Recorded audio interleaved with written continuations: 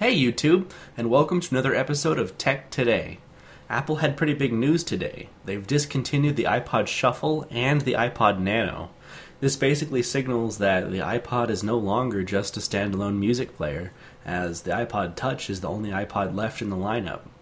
Now, as soon as Apple made this announcement, I rushed out and I bought an iPod Shuffle and an iPod Nano, so that we get to get one last look at what unboxing these are like. Let's dig in. So, to start things off, we're going to take a look at the iPod Shuffle in this really compact little case with only 2 gigabytes of storage. That's barely usable.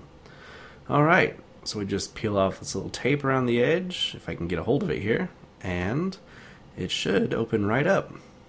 Oh, get off. Okay. And here we go. The very, very tiny iPod Shuffle. We'll set that out of the way. Take a look at what else we get with the iPod here. Get this flap open. Instructions, we don't really need those. Just boring, generic legal paperwork. And wow. I don't think I've seen a pair of these in probably almost 5 years. I actually didn't know Apple still made them. That's crazy. And of course the little charging sync cable that connects to the headphone jack. And that's all you get. But for $50, that's probably a fair price. So we'll peel this off and open it up. I can't believe that we're in 2017 and Apple is still selling a 2 gigabyte iPod. Got a little clip on the back, so it's wearable. The only wearable iPod they, well, up until now currently made. And it's very small, but not the smallest. Actually, let me go grab something here. There we go. This is the 3rd generation iPod Shuffle. It came right before.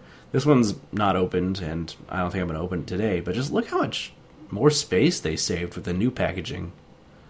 Anyway, pretty small, compact, and now discontinued. So we get this out of the way, and we'll pull out the iPod Nano here. Now this one's significantly larger. And it's got the same little piece of tape up here, so we'll just pull this off and get into the box here. And, oop, it's a little sticky. Hey, this is a lot lighter than I expected. Wow, okay. So what do we get in here? Do we have, yep, okay, they actually have earpods with this one. The earpods came out with the iPhone 5 in 2012, I believe, which was the last time this Nano was updated, so that makes sense. This little recycled cardboard container, and of course a lightning cable, which I can always use more of, so that's actually not bad. And now let's take a look at this insanely light iPod Nano. This thing is really small. Of course on the back here's the Bluetooth antenna. No Wi-Fi, but it does have Bluetooth. This is cool, the volume rocker on the side there. And that's about it. Let's peel the screen off. And it looks like a really tiny iPod Touch. Hey, it's still got a charge. Well, I wonder if it'll have to be connected to iTunes before it'll do anything. Maybe not. That would be nice. Cool, and we're in. This old-fashioned kind of iOS 6 feeling interface. Just check out the clock here. Oh man, look at that old style. Yeah, iOS 6 definitely. And not a lot here. No music, of course. This iPod was the only device Apple sold with a built-in radio. And now Apple is officially out of the radio business. But, yeah, pretty nice iPod. Let me just grab the other one here. And there we go. The iPods Apple no longer makes. It's hard to believe we're seeing the end of the iPod. It wasn't that long ago that the iPod completely carried Apple. No other product brought in as much money as the iPod. I know, me personally, and if you look at the history of my channel, I used to buy the new iPod Touch every single year. And now it's been years since any iPod has had an update, and the iPod Touch is all that's left.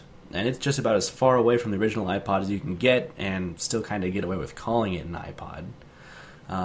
As far as the future of the company goes, obviously they don't need the iPod anymore. It's a fraction of a percent of their income, and the iPhone is their new moneymaker. What I hope this actually means is the end of iTunes. There was a point in time where iTunes was an amazing music purchasing software, and now it's just kind of bloated and overblown. They need to separate Apple Music, make that its own product, especially now that we don't need something to sync iPods with. As far as iPods I just bought, they're kind of useless. You can see my shuffles back there next to the third generation on the shelf, and that's probably where it's going to stay. As for this iPod Nano, I might use it for a dedicated radio. Maybe. Anyway, thanks for watching.